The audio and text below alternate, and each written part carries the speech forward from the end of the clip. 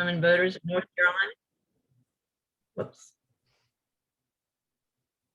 I appreciate all the work that the redistricting group is doing, and now we're coming out with some more news to do in order to educate our communities.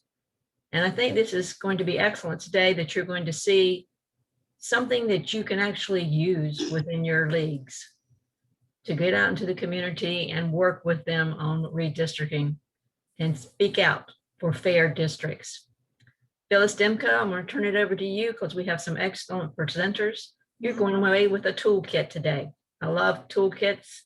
Why reinvent the wheel when somebody else has got success with it?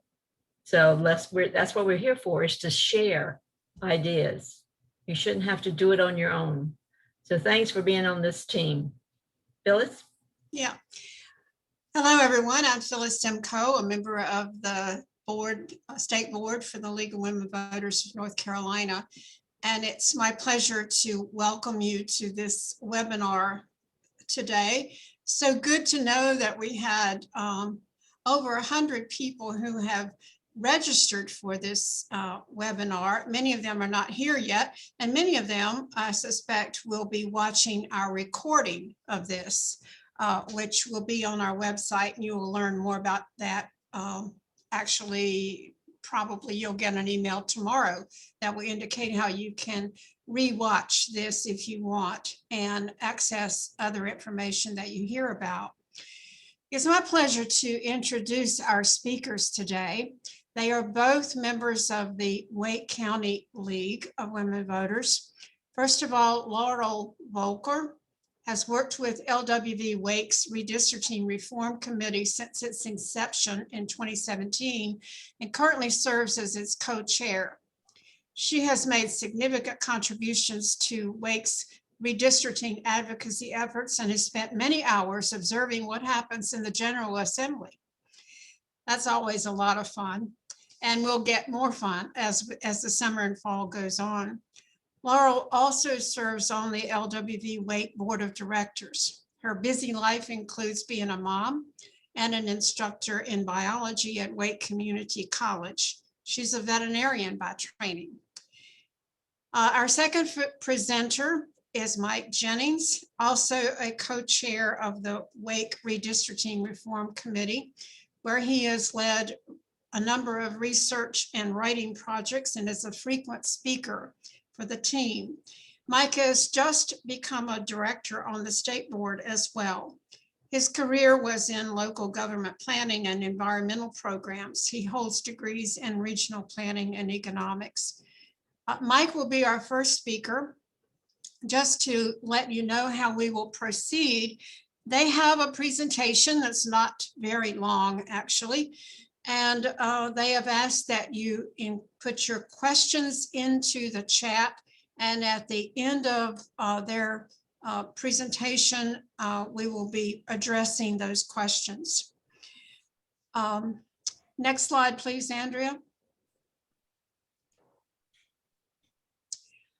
This is a slide that is the title page for something that you will hear a bit more about at the end of the presentation. It's a Take Action for Fair Maps toolkit, which has been made up of advocacy materials primarily from the Wake League as well as the Piedmont Triad League.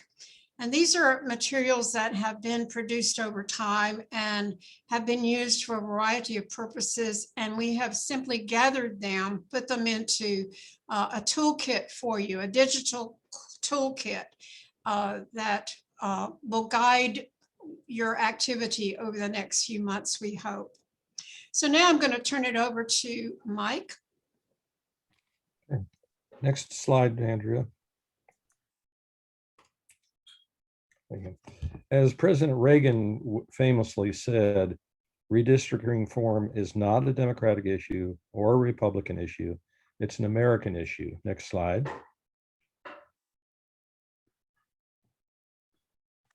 Which makes the League of Women Voters a great advocate for fair maps, since we are strictly nonpartisan and we will refrain from engaging in discussions of a partisan nature. The goal of this presentation is to give you an understanding of the issues and tools to speak out for a transparent process in fair districts. Next slide, please. This presentation has two parts.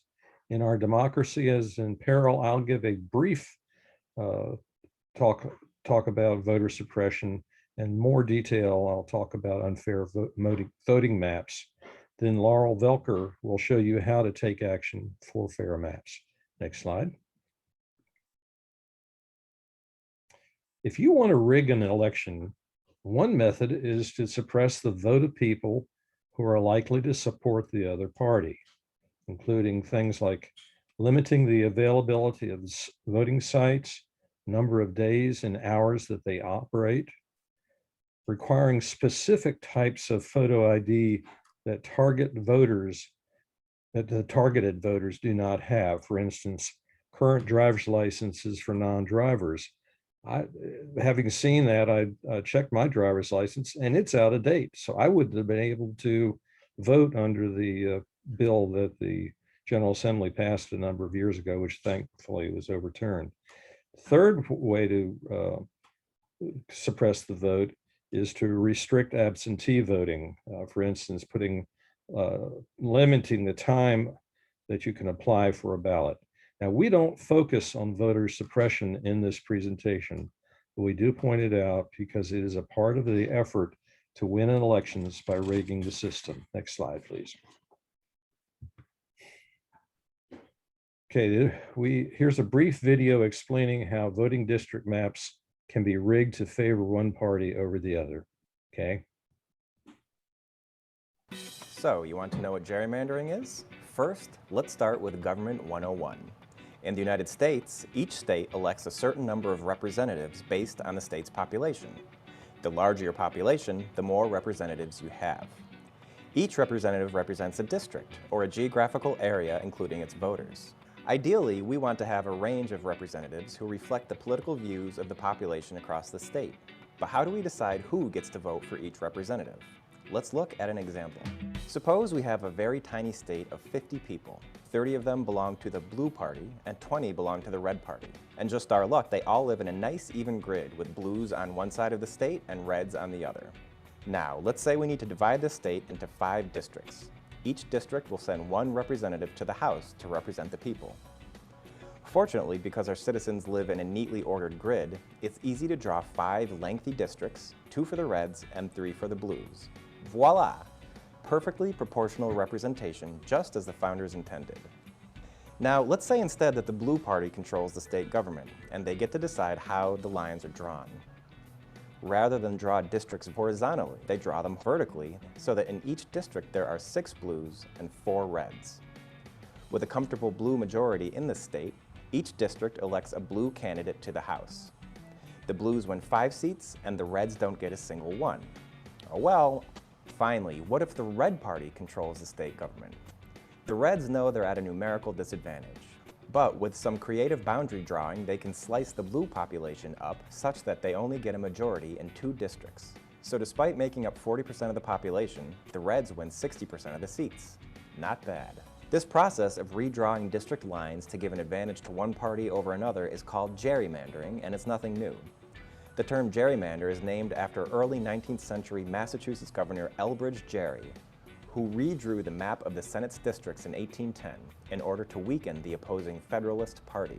Our example is of course a huge simplification. In the real world, people don't live in neatly ordered grids sorted by political party.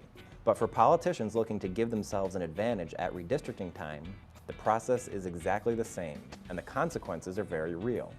Gerrymandering is at least partly to blame for lopsided representation in the House seen in recent elections. And, it's been argued by the president, for political polarization, since representatives don't have to compromise hardline views in order to win seats.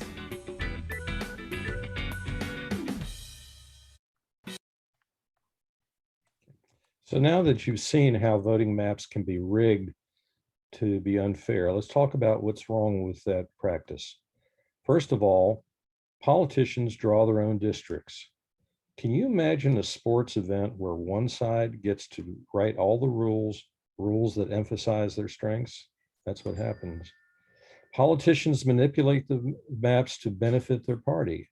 For instance, in 2012 in North Carolina, the maps had been drawn so that the party in power got a supermajority when they got less than half the votes. Politicians choose who gets to vote for them. The way it's supposed to work is that voters choose their representatives. Next slide. The maps also are drawn to divide neighborhoods and silence voters. For instance, at North Carolina A&T in Greensboro, an historic Black college, the district line was drawn on a road through campus, separating dorms on either side. Another problem is that incumbents are protected. I think there are three impacts from this. Representatives don't talk face-to-face with voters. It's very difficult for challengers to take on incumbents. Therefore, elected bodies do not look like or represent their constituents.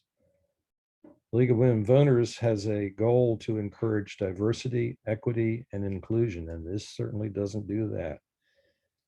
Another problem with rigging the maps is that elected officials only need to worry about the primaries because their districts are heavily partisan, and therefore they are assured of defeating a candidate from the other party in the general election. Politicians are only accountable to their base, not the public at large. And all these results from unfair maps worsen divisions and polarization in our community. Next slide.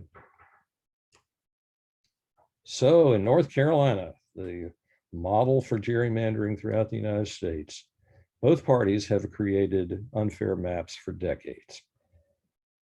In 2000, because of computerized mapping and database access, the ability to create unfair maps is on steroids. In 2011, the General Assembly drew congressional and legislative maps to favor the party in power. By 2016, with those same maps, the party in power got half the votes but received 10 of the 13 congressional seats.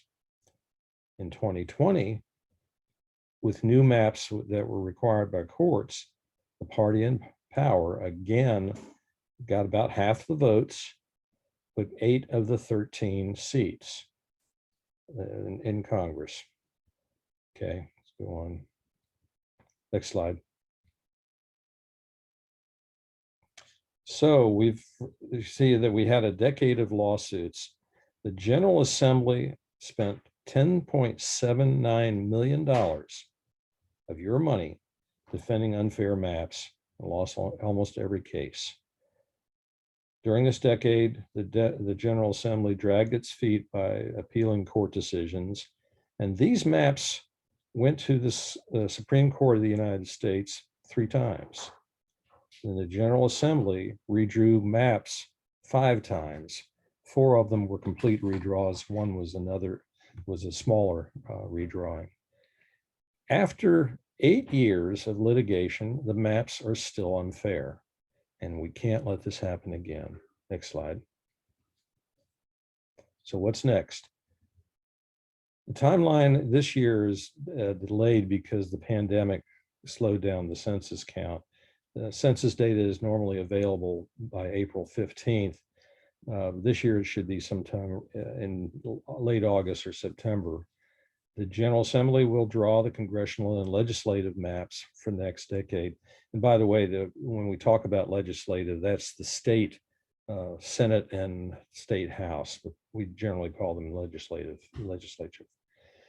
The General Assembly has delayed some municipal elections that use districts so that since they have their votes on uneven years, so if there is no runoff contemplated, they'll have their election on March 8th.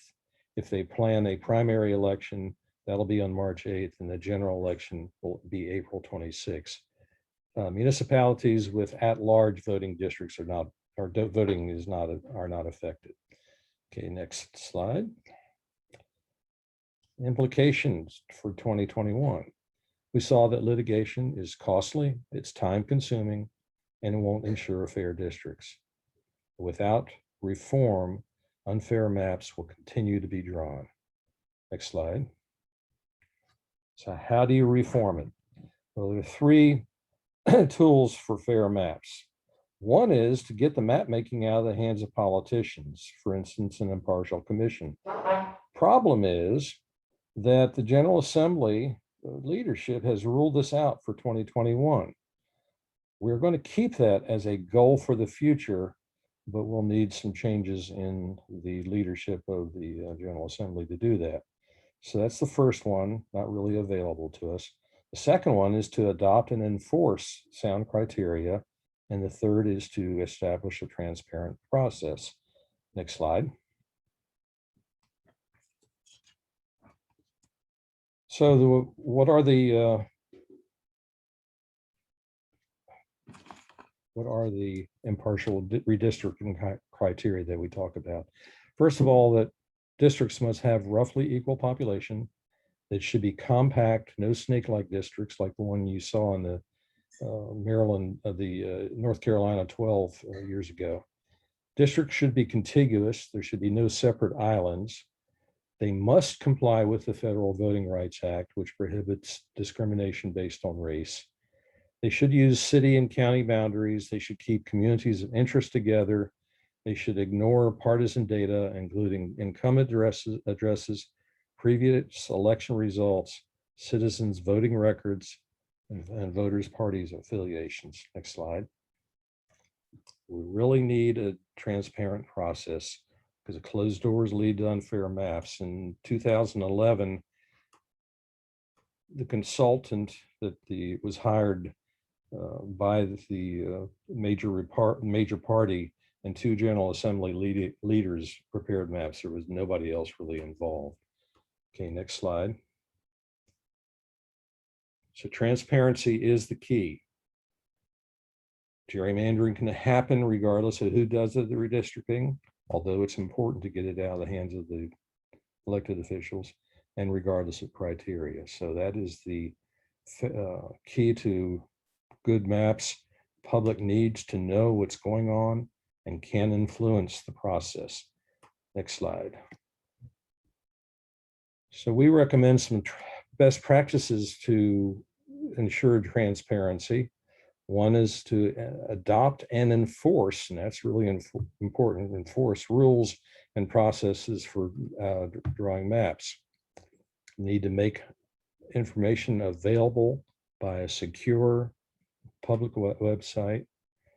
The General Assembly needs to ensure robust public input, including hearings around the state, an online comment portal, and map makers need to read and address comments that are made on the portal.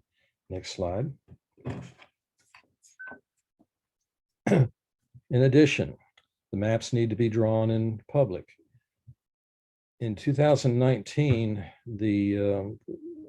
under order by the court, the General Assembly did make improvements and drew the maps in public. But the audiovisual setup should allow clear observation, and you need to be able to, when you hear somebody talking, you need to figure out who they are and what map are they at, and we couldn't do that.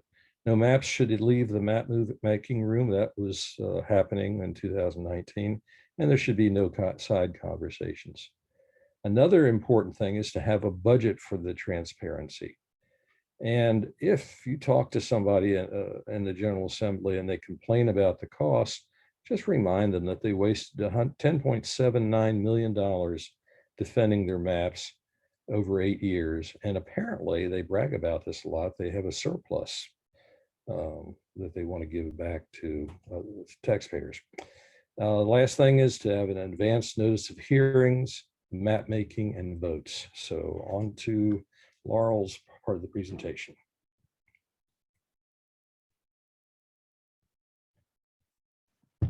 Okay, thank you, Mike. And so Mike has depressed you, and I'm here to hopefully give you some concrete actions that you can take to get fair maps. And this piece of the presentation is really going to focus on the next few months. We know that we're still going to be working on this post 2021, but for now, what can we do to get fair maps drawn in the next few months? Next slide.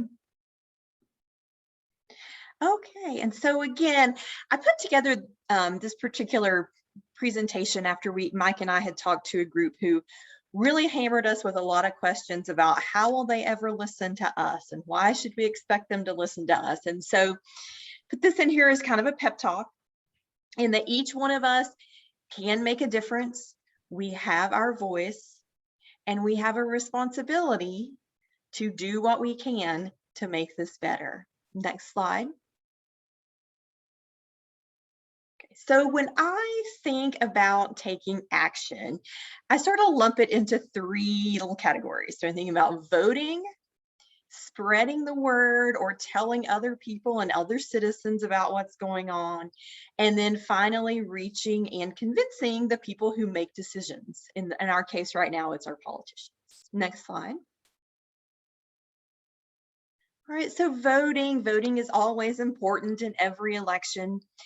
We don't have an election between now and when the maps will be drawn, obviously, but we know that we'll still be working on fair maps post 2021.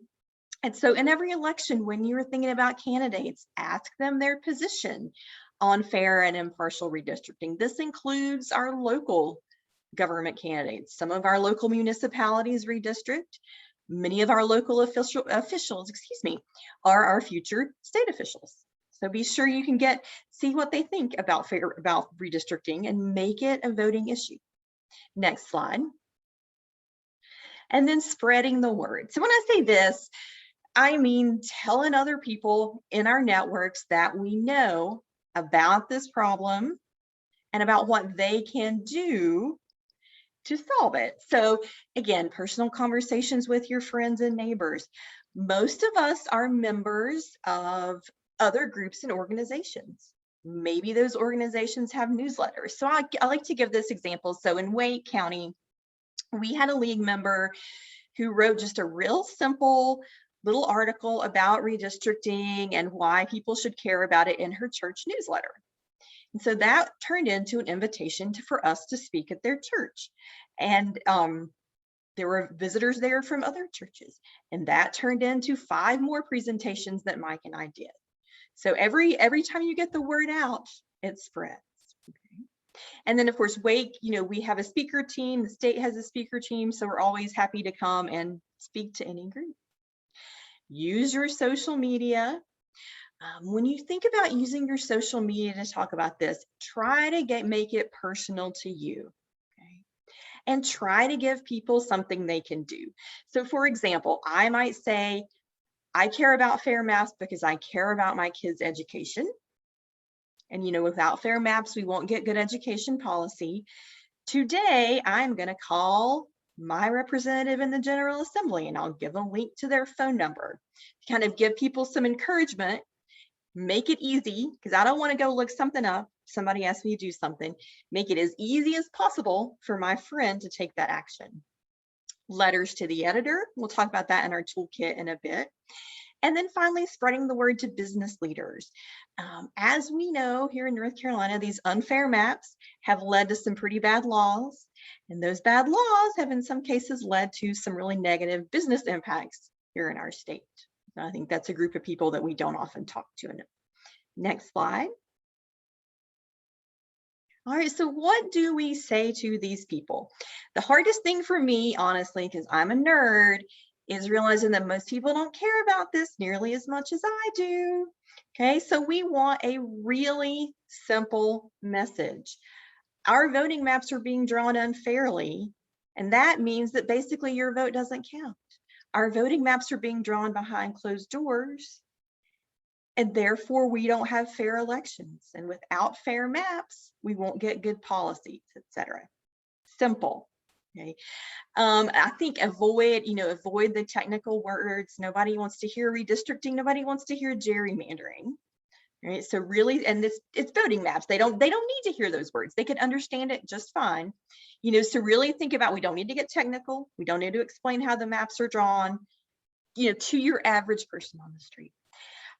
With a focus on like core values. So people like to talk about accountability or fairness or good policy. I always like to ask people, what's an issue that you care about? And what do you want your government to do about it? Okay. And then these unfair voting maps are probably standing in the way of the progress you want to see on your issue. Most people's pet issue is not redistricting, right? It's education, or it's hunger, or it's gun control, it's something else, right? So help them link this to their pet issue. And again, to the extent that you can, always give action steps, even if that's just, hey, go read this article. Okay, so help them do something with this information. Next slide.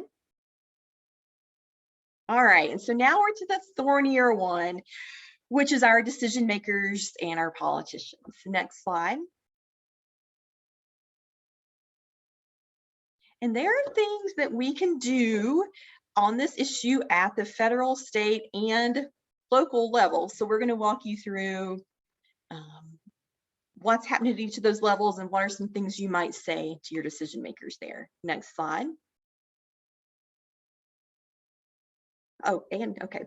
So how do we contact these decision makers? There's many ways to do it. We can write them, we can email them, we can maybe go to their office if we're vaccinated, we can use our social media. People often ask, what's the best way? And I say the first best way is what you will do. So for example, I have some kind of problem. I don't talk on the phone. It's just hard for me. So I have all these other ways to contact people. Okay. So we know having a personal conversation is good. You're not a failure if you tweet at somebody, right? So there's many, and it's great for our decision makers to hear messages coming from many different directions in many different formats. Next slide. All right. So our local folks, as we know, those municipalities that were using districts and elections this fall, those have been delayed, as Mike said. They do have to redraw districts this fall, but they won't be having their elections that they normally would have. With our local folks, it's great to contact usually their planning office and ask them about a plan for redistricting. Do a lot, with lots of these local counties, like the elected officials don't have as much knowledge about what needs to be done what the planning office does. What's their plan? When is it going to happen? Are there going to be opportunities for public input? Because these local elections, again, are really important. And if there are opportunities for public input, we need to participate in them. So whether that's attending public meetings or giving online comments, if we're given an opportunity to participate and we said we wanted it, we got to take it. Okay. Next slide. All right, and at the state level, so who are we talking about when we talk about the state level? So we're talking about folks that are in the General Assembly. So always think about contacting your personal representative, the representative and the senator who represent you. But we also want to think about those members who were on the House and Senate redistricting committees, as well as the House and Senate leadership. A question I get a lot is, well, those people, I don't get to vote for them. They don't represent me. So why do they have to listen to me? My answer to that is they are doing work that affects the entire state of North Carolina. They are doing work that affects you. Okay. So yes, you should tell them how you feel about that work. If you get into a screening situation, Twitter doesn't screen for whose constituents you are.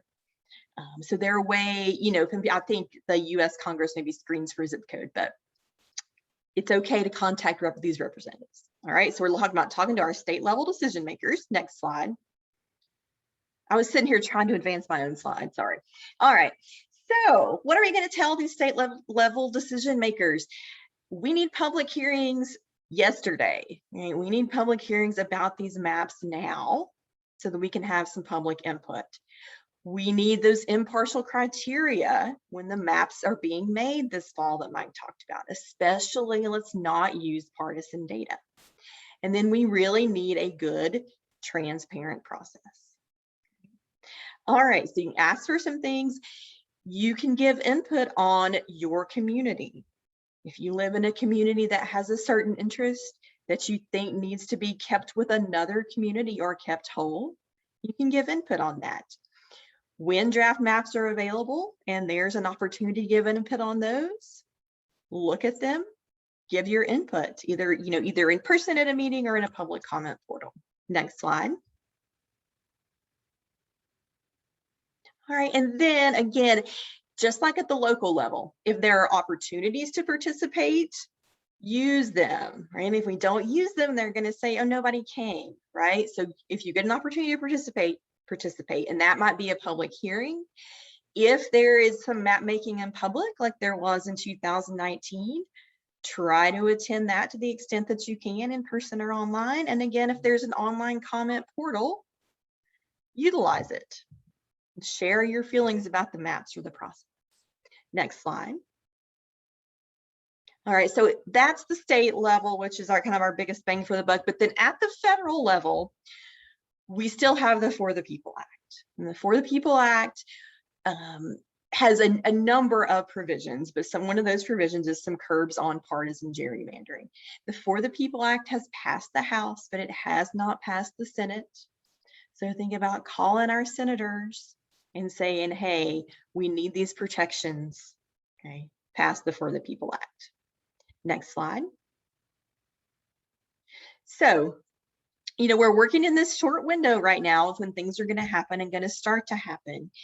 So I expect that once we get some data, things may move very quickly.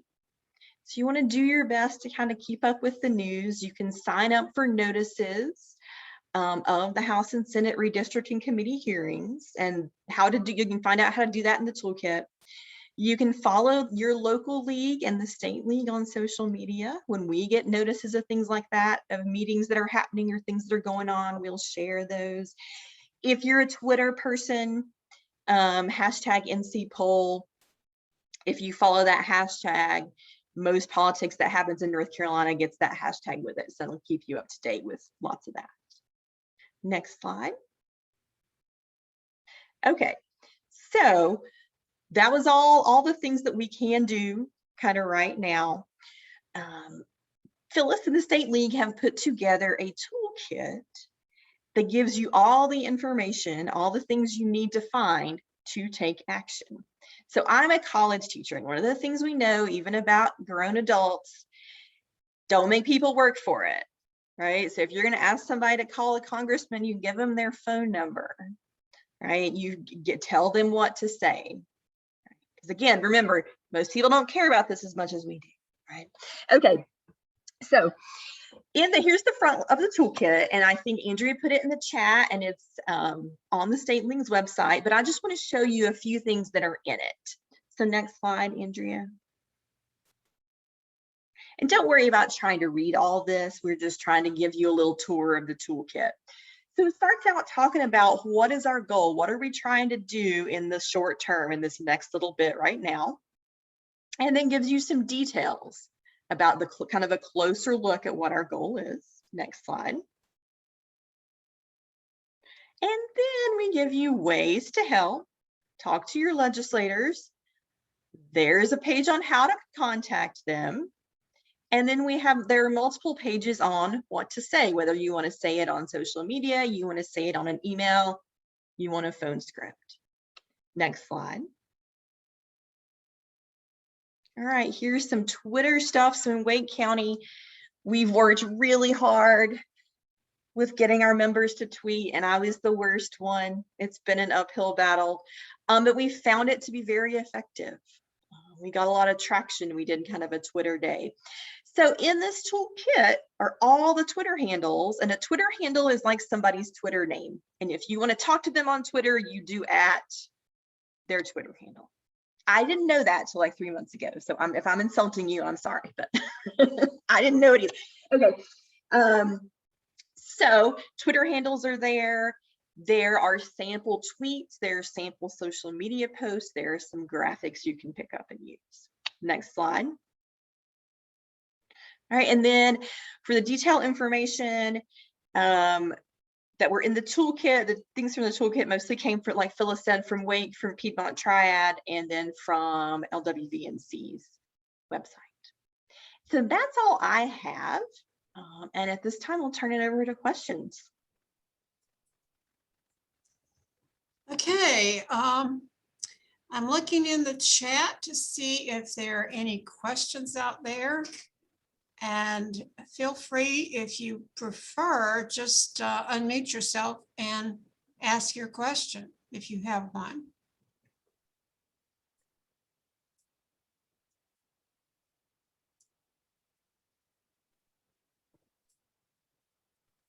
You will be receiving an email probably tomorrow that will include a link to the recording of this program and a link to this toolkit that you can then open and use whenever you want, or you can forward it out to members of your own league or members of your friend group. Let's see what they have. Two names. Sharon is asking, do you have specific tips for reaching out to legislators that we know to be hostile to nonpartisan gerrymandering? Good question, Sharon.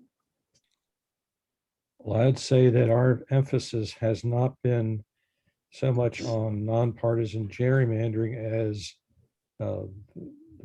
openness, transparency in the process. Nonpartisan nonpartisan map making is something that we'd like to have in the future, but right now we're just talking about transparency and good standards and processes.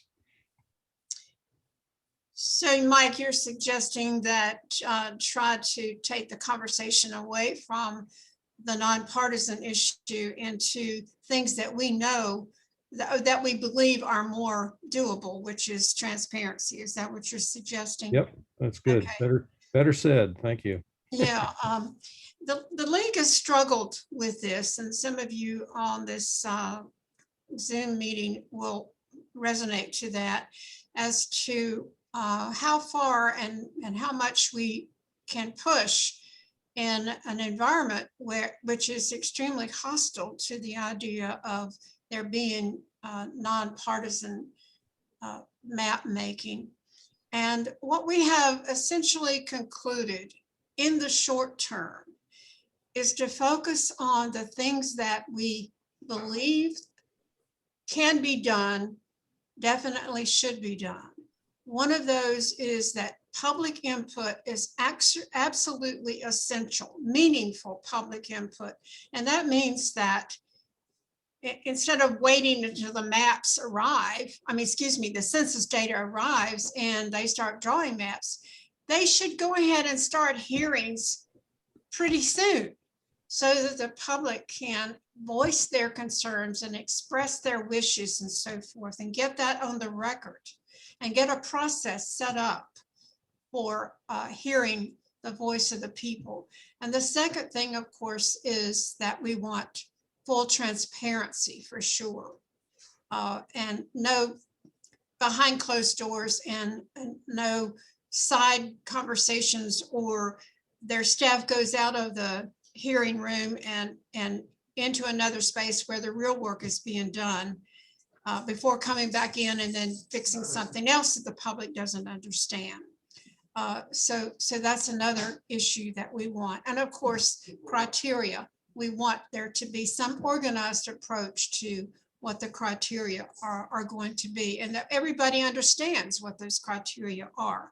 And we just need to keep hammering on those things because that makes sense to a large majority of the population. This is not novel and esoteric stuff. This is just good government kind of things. So that's what we're asking for, and none of that is unreasonable. Okay, let's see if there's another question. Yeah. Is there any way to ensure that map makers do not have access to partisan data, such as the voters' party? I don't think so. I don't see how. Yeah. Because the Board of Elections information is public information, and I can go there Right. and find out what your party affiliation is. So I don't think what we said was that they should not use it. Will there be an organized group to observe mapmaking when that happens? Oh, I want to take that question.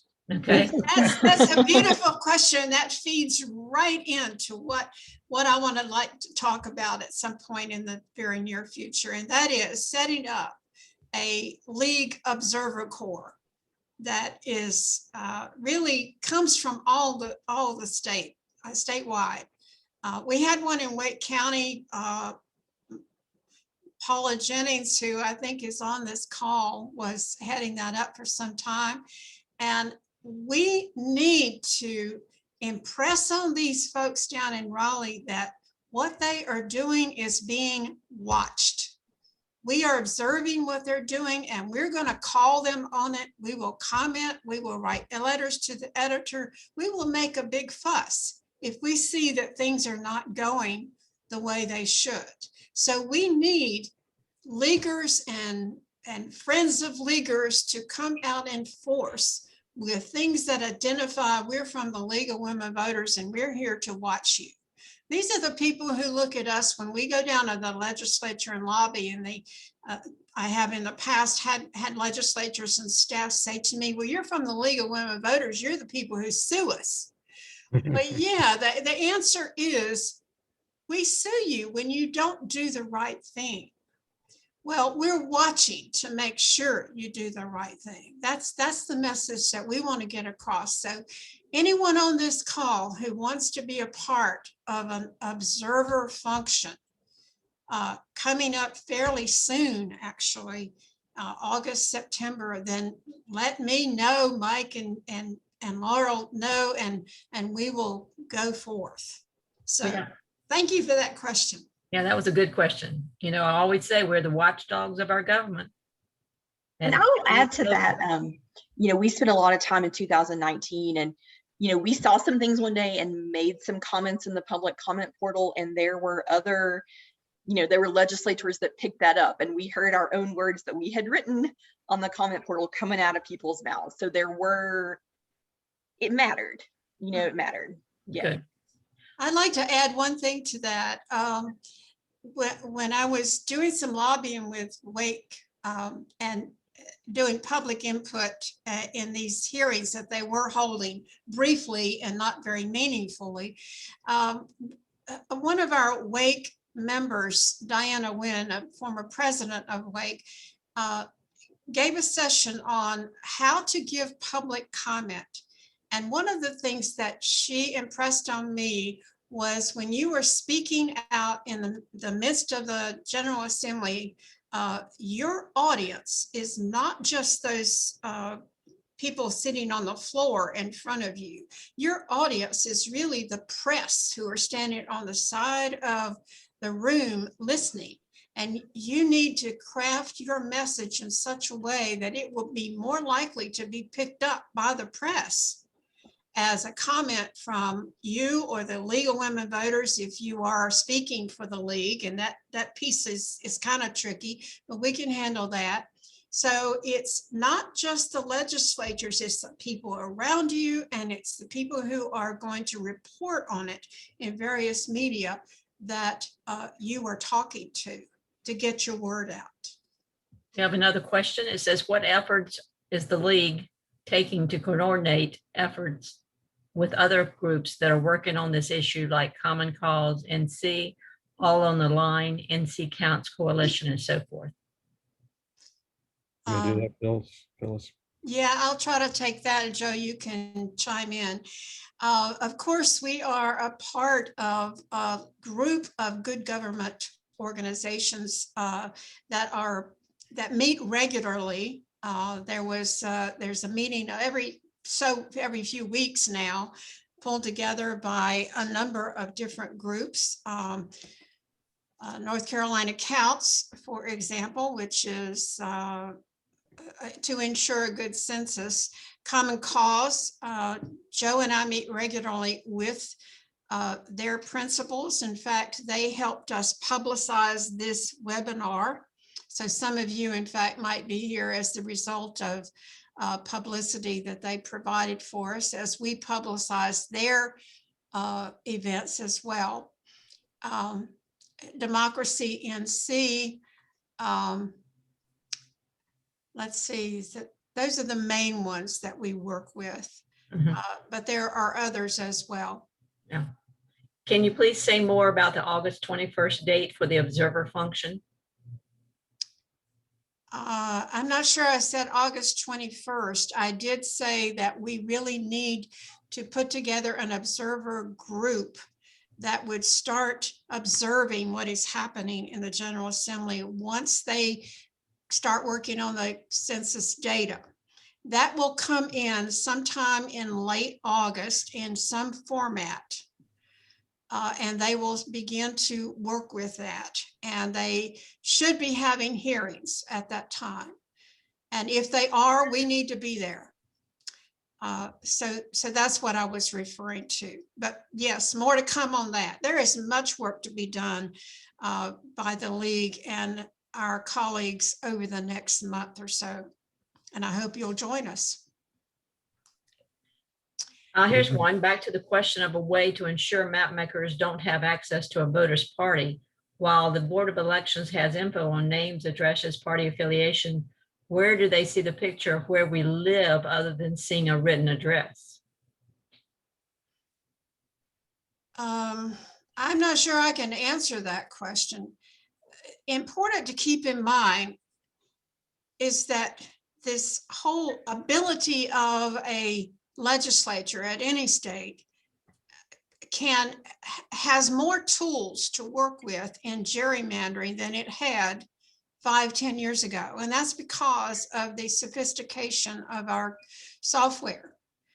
They can pull data about, goodness sakes, what you eat for breakfast, what things you buy, and they do in some cases. So there's hardly any way to prevent them getting that data. They're just going to get it. The thing is, they really shouldn't use it. That's the problem. That's really not relevant to a person's right to vote. I think something to keep in mind too is they've got all this data, yes, and they can use it.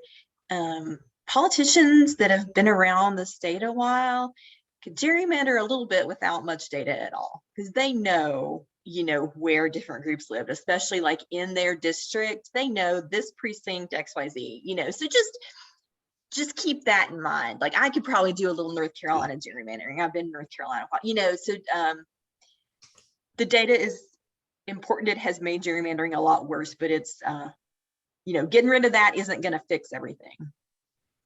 You're right. You're right. That's the last of the questions. Okay. Let Good me questions. run through just one more time. I would like to invite you to join the redistricting teams that exist in many of our leagues throughout the state. And those redistricting teams are linked together at the state level through the statewide redistricting action team. That is the group that helped all of us put together this webinar, providing background materials and tools that we have then passed on to you. This group will be very busy over the next while, and I would encourage you, if you are a leaguer, to get in touch with your redistricting team chair so that you can become a part of that effort. This is within a fairly short period of time. We're talking for the next 6 months. After that, if there's going to be litigation, there's no question in my mind, at least, that's going to happen. We have to be doing the right thing to prepare for that litigation and present ourselves in certain ways as well. But there's a lot to be done, and we would welcome your help on that. If your league does not have a redistricting team, or if you're not a part of a league yet, then let me know, and we can put you in touch with people who are very much involved in this activity. And included in the email that you will receive tomorrow, I will include our names and our email addresses. So if you're not a member of the league, you can get in touch with us easier that way.